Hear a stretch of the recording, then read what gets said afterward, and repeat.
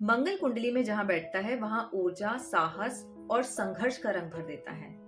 ज्योतिष के अनुसार मंगल कुछ निर्धारित भावों में अगर स्थित हो तो उसे मांगलिक दोष कहा जाता है।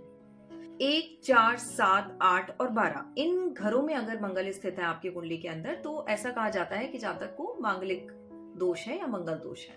दक्षिण भारत के अनुसार दूसरा भाव भी कंसिडर किया जाता है मांगलिक दोष में। अब ये मंगल दोष है या मंगल योग, ये कभी कभी जातक पर भी निर्भर करता है। जैसे अगर पहले भाव के अंदर मंगल है तो जातक तेज होगा, साहसी, उसको नेतृत्व करने की क्षमता जन्म से मिलती है, लेकिन गुस्सा और जल्दबाजी ये दोनों चीजें उसके अंदर होती हैं। दूसरे भाव में जब मंगल स्थित होता है तो जातक को धन कमाने की पूरी ताकत और ऊर्जा जन्म से मिली होती है, लेकिन साथ ही में उसकी वाणी में एक कर्कशता हो सकती है, स्ट्रेट फॉरवर्डनेस जिसे हम कहते हैं, थोड़ा हार्श भी हो सकती है, वाणी तेज होगी, जिससे परिवार में गर्माहट बढ़ सकती है, डिबेट, आर्ग्यूमेंट्स या लड़ाई झगड़े जैसी स्थिति आ सकती है।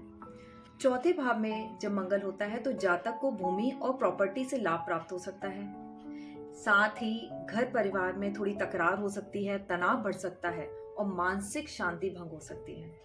सातवें भाव में जब मंगल होता है तो जातक का जो स्पाउस है यानी कि उसका जो पार्टनर है, लाइफ पार्टनर है, वो बहुत ही एनर्जेटिक और स्ट्रांग होगा, लेकिन साथ में दाम्पत्य जीवन में थोड़ी तकरार आने की संभावना है। बिजनेस पार्टनरशिप में भी सतर्क रहने की जरूरत है। आठवें भाव में जब मंगल होता है तो जातक को रहस्यमयी बनाता है। जातक ऑकल्ट सब्जेक्ट्स, हीलिंग्स में महारत हासिल कर सकता है, लेकिन अचानक घटनाओं से सावधान रहने की जरूरत है। 12वां भाव यानी कि 12th हाउस में जब मंगल होता है तो आध्यात्मिक क्षेत्र में रुचि बढ़ाता है, वहां पर सारी एनर्जी यानी कि जातक उसमें ज्यादा इन्वॉल्व होगा।